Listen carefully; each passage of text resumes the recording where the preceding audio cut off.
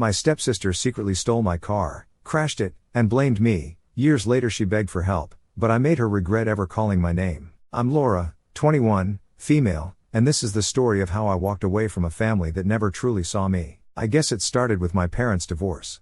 Not that I was surprised by it or anything. I mean, they were always arguing, shouting at each other over the dumbest stuff. My dad was this guy who always had something to complain about. And my mom, well, she didn't have the patience to deal with him. So, the split was inevitable, I think. At first, I thought maybe things would calm down after the divorce, like no more fights, just peace and quiet. But no, things got a lot weirder fast. They agreed to split custody of me. Weekdays with my dad and weekends with my mom since she had this demanding job. So, I'm bouncing back and forth between their houses. And it's lonely, man. Being an only kid, I didn't have anyone to talk to about how messed up everything felt. But then 3 months after the divorce, my dad hits me with this announcement. He's got news, big news. He's getting remarried and he's moving in this woman, Mary, along with her daughter, Jessica. He's acting like it's the best thing ever, like I should be happy to suddenly have a new sister. I remember sitting there just nodding along, but inside I was screaming. I didn't ask for any of this. I didn't want a new mom, and I definitely didn't want some stranger invading my space. So, I meet them. Mary seemed alright at first. Kind of cold, but not rude. But Jess, she's like this perfect shiny 14-year-old. All smiles and sweetness. At least that's what everyone else saw. The first couple of weeks, I was trying to be nice, get along, But it became clear real quick that this wasn't going to be like some Disney movie where we all magically get along and become one big happy family. Nope. Jess was the favorite right off the bat. And it sucked. Like on her birthday, my dad threw her this big party with cake, decorations, the whole deal. And I'm just standing there like, what the hell? Because my birthday was 2 months before that. And guess what? I got nothing. Not even a happy birthday from him. I'm not exaggerating. He legit forgot. But for Jess, she was the princess and I was just there. It didn't stop there either. My dad started driving her to school every day, which was just another slap in the face because I still had to take the bus like some random nobody. And then if I ever did something wrong, like literally anything, my dad would be on me in a second, criticizing me for not being like Jessica, who's always so well behaved. Yeah, right. I remember one time I came home from school and had borrowed my favorite sweater without asking. And when I told her not to touch my stuff again, she ran to my dad, fake crying, acting like I was being mean to her. What did my dad do? Took her side, of course, saying I needed to learn to share. It was ridiculous. I mean, this girl was constantly taking my things, makeup, clothes, even my school supplies. And somehow, I was always the one who ended up being the problem. The worst part, my dad wasn't even trying to hide the favoritism. It was like he had completely forgotten I existed, like I was no longer his daughter, just this annoying person who was in the way. Jess was the perfect one who could do no wrong while I was invisible unless I was being criticized. It wasn't just my dad, either. Mary never missed a chance to make me feel small, either ignoring me or lecturing me about how I should be more like her daughter. By the time I was 16, I was pretty much checked out of my family. I stopped trying to bond with them or be part of their happy little world because it was clear that I didn't fit. So, I focused on myself. I got a job, started saving money, and after a while, I managed to buy my own car. It wasn't anything fancy, but it was mine, and it felt like the only thing in my life I actually had control over. My mom chipped in to help me buy it, but I was covering all the insurance, gas, and other expenses myself. My dad didn't offer to help, of course. Why would he? He was too busy paying for everything Jess wanted. Honestly, I didn't care, though. Having that car was my little bit of freedom, something that was just mine, But then Jess started to notice. She'd wrecked her own car a few weeks after I got mine. Big surprise, right? So now she was bugging me to borrow mine all. Oh, Laura, I really need it just for today. I shut her down every time. I wasn't stupid. I knew she didn't give a damn about my stuff and would probably trash it just like hers. But she kept pushing. I stood my ground though, telling her flat out no every time. Then one day, I came home from school and my car wasn't in the driveway. My heart sank immediately because I knew what had happened. Sure enough, Jess had taken my car without asking. And when she got back later that night around 10 p.m., the front of it was all smashed up. She didn't even apologize, just handed me the keys like nothing had happened. I stormed into the house ready to explode and went straight to my dad. I thought finally he's going to see how messed up this is and back me up. Right? Wrong. Instead, I got a lecture about being selfish. Selfish because I didn't want to share the car I had worked for, paid for, and maintained on my own. He didn't care that Jess had stolen it and wrecked it. Nope. It was my fault for not letting her borrow it in the first place. Mary chimed in too, of course, like it was some sort of family gang up. They all turned on me, making me feel like I was crazy for even being mad. Jess, she sat there acting all innocent, like she didn't just steal and wreck my car. I was furious. I could feel my blood boiling, but there was no point arguing anymore. So, the next day, I packed up my things and moved to my mom's place. My dad didn't even try to stop me. He didn't care. I was just gone from his life.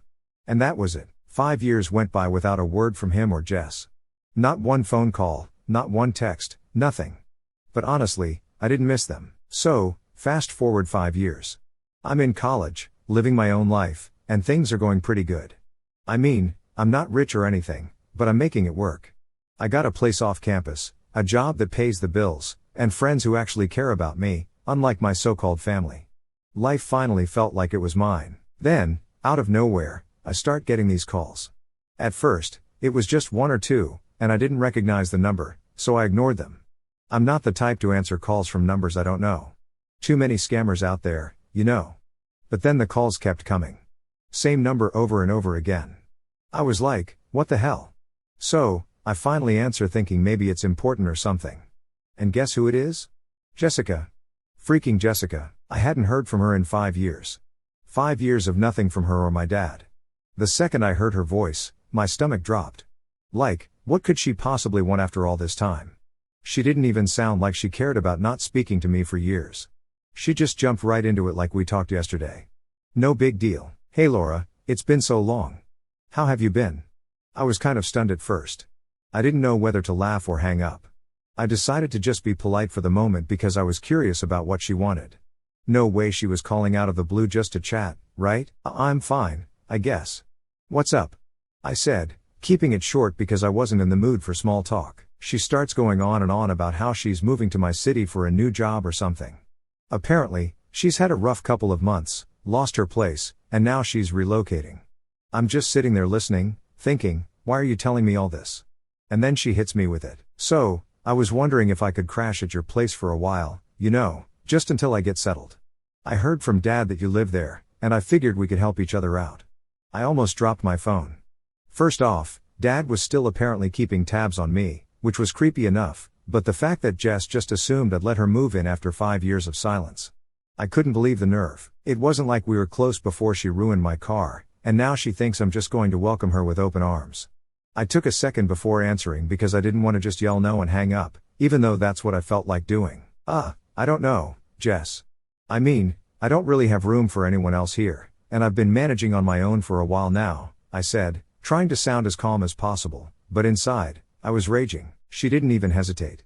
Oh, I won't take up much space.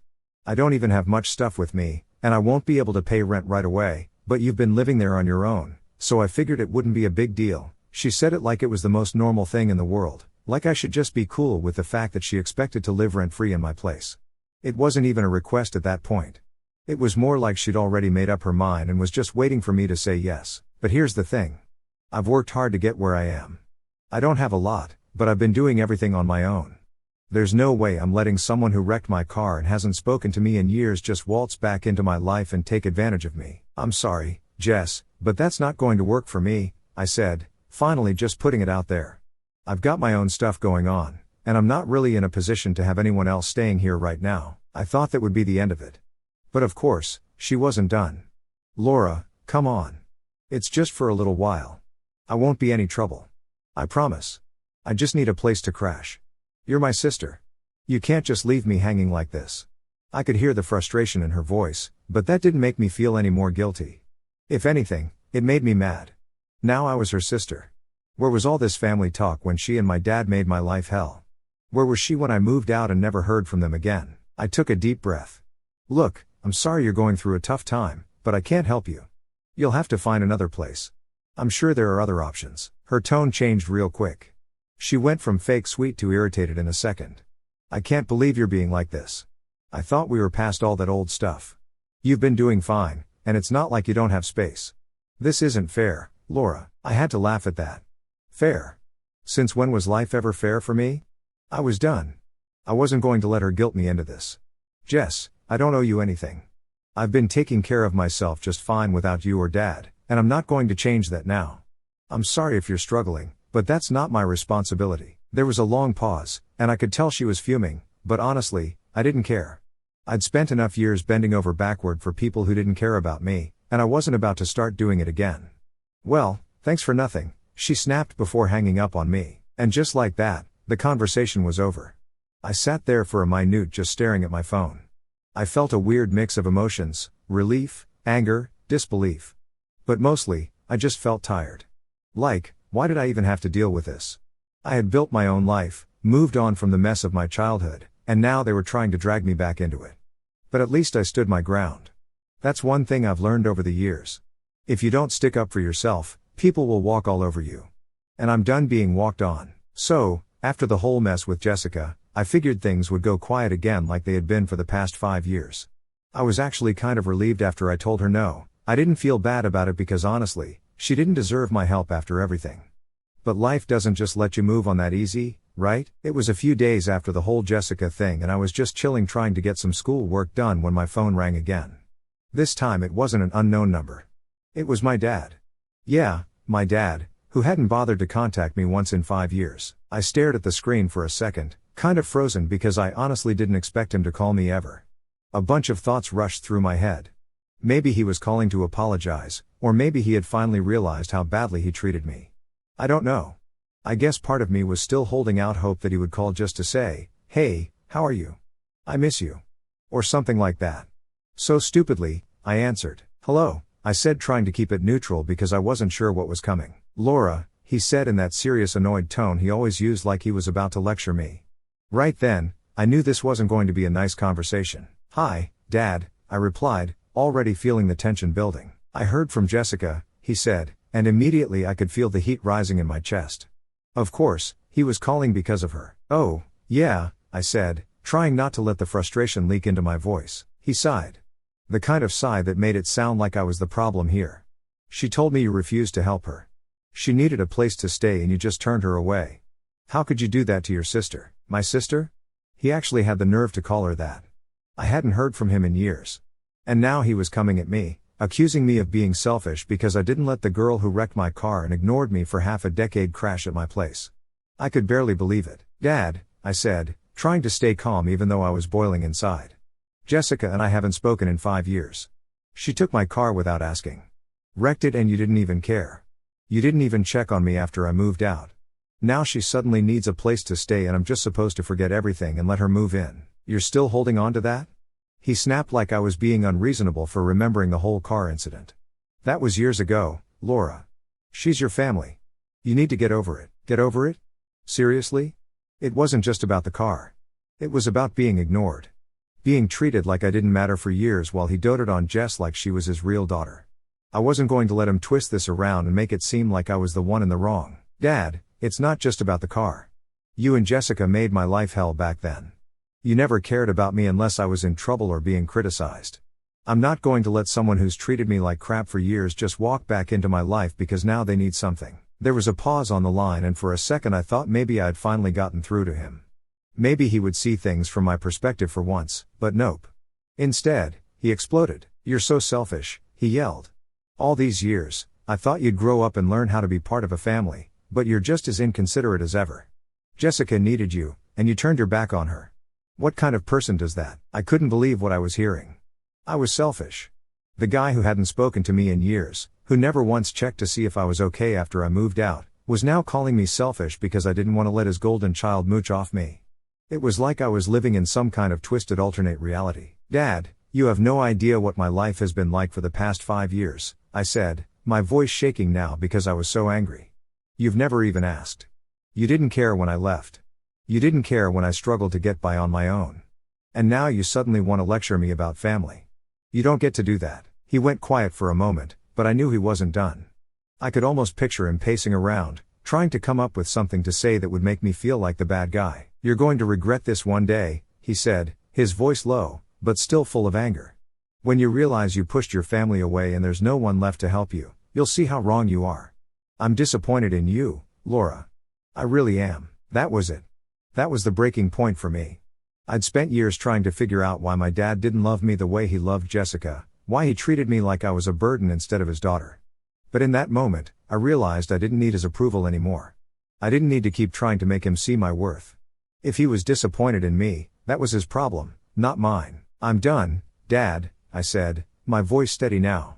If you want to be disappointed in me for standing up for myself, then fine. But I'm not going to apologize for not letting someone who's been nothing but toxic into my life again. You and Jessica made your choices. Now I'm making mine. There was silence on the other end, and I knew he wasn't going to apologize. That wasn't in his nature. Instead, he did what he always did. Hung up on me without another word. Just like that, the conversation was over, and so was my relationship with him for good this time. I sat there for a while just staring at my phone, trying to process everything. It was hard, you know. No matter how bad things were, a part of me still wanted to believe that my dad would come around eventually, that maybe we could have a real father-daughter relationship someday. But after that call, I knew it wasn't going to happen. I wasn't sad, though. Not really. More like relieved, like I could finally stop hoping for something that was never going to be. I had my own life now, and I didn't need his approval to be happy. I was free, and for the first time in a long time, I felt like I could actually move on. So after that birthday call from my dad, I really thought I was done with them. I mean, it was pretty clear he wasn't interested in actually hearing me or understanding anything from my side. I had drawn my line in the sand, and I was ready to move on for good. Or at least that's what I thought. But life always seems to throw one more thing at you when you least expect it, right? And this time it came in the form of another call, but not from my dad. This time it was from my mom. Now my relationship with my mom has always been kind of distant. She wasn't really involved in the whole mess with my dad and Jessica because, well, she had her own stuff going on. Her job kept her super busy, and honestly, she never seemed to want to get involved. She was more of a you handle your own problems type of person. So when she called, I wasn't sure what to expect. We hadn't really talked about any of the drama that had been happening recently, and I figured maybe she was just calling to check in or ask about school. "Hey, Mom," I answered, trying to sound casual, even though I was a little on edge after everything that had been happening. "Hi, Laura," she replied, her voice sounding more serious than usual. "I wanted to talk to you about something. It's about your dad and Jessica." Here we go again, I thought. "Yeah," I said, already bracing myself for whatever was coming next. "I know things have been rough between you and them," she started. "But your dad called me yesterday. He's really worried about you, Laura. He thinks you've been shutting everyone out." I couldn't help but roll my eyes. Worried about me?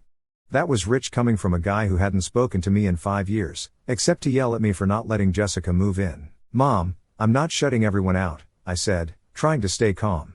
"I just don't want to deal with people who only care about me when they need something. Dad's only calling because Jessica wants something, and I'm not playing that game anymore." "I get that," she said. "In that way, people do when they clearly don't get it. But family is family, Laura. You can't just cut them out of your life forever. At some point, you're going to need them." I couldn't believe she was saying this after everything that had happened. After all the years of being ignored, suddenly I'm supposed to need them. "Mom, I don't need them," I said, a little sharper than I meant to. "I've been fine on my own. I'm in school. I'm working. I've built my own life. They haven't been there for me, so why should I be there for them now?" She sighed, and I could tell she was getting frustrated. "Look, I'm not saying what they did was right, but sometimes you have to be the bigger person. Holding on to all this resentment is only going to hurt you in the long run." There it was again. Another person telling me to just let it go, like it was so easy. Like years of neglect and being treated like an outsider in my own family could just be forgotten because family. "Mom, this isn't about resentment," I said, trying to keep my voice steady. "It's about respect. They've never respected me, and I'm not going to keep letting them walk all over me just because we're related. I've spent too long trying to be the bigger person, and it's gotten me nowhere." She didn't say anything for a minute, and I could hear her thinking it over. I hoped for a second that maybe she'd finally understand, but then she said the last thing I expected. "You know your dad's right," she said quietly. "You've always been so stubborn. You never let anyone in. That's why things are like this." I was stunned. Stubborn me. I'd been bending over backward for years, trying to fit into a family that never wanted me, and now I was the stubborn one. "Are you serious right now?" I asked, my voice shaking with disbelief. "I'm the one who's been stubborn. I'm the one who's wrong here." "I'm just saying," she replied, her voice calm like she was giving me some kind of life lesson. "If you don't learn to let people in, you're going to end up alone." That was it. The final straw. I couldn't believe that even my mom, the one person who should have understood what I'd been through, was blaming me for everything. Mom, if letting people in means getting treated like garbage, then yeah, maybe I will end up alone, I snapped. But at least I won't be miserable. I'm done being the one who has to make everything better. If they want to fix things, that's on them, not me. She didn't say anything after that. I think she realized she'd pushed too far. But honestly, I didn't care anymore. I was done with all of it. I got to go, I said, cutting the conversation short before she could say anything else. Laura, but I didn't wait for her to finish. I hung up and just sat there staring at my phone, trying to wrap my head around the fact that even my own mom was siding with them. At that moment, I realized something. I didn't need their approval. Not from my dad, not from Jessica, and not even from my mom. I'd spent too long trying to get people to see me, to value me, and all it had done was make me feel worse. So, yeah, maybe I was stubborn. Maybe I was shutting people out. But if that meant protecting myself from getting hurt again, then so be it. I'd rather be alone and happy than surrounded by people who didn't really care about me. And with that, I finally felt like I could move on for real this time.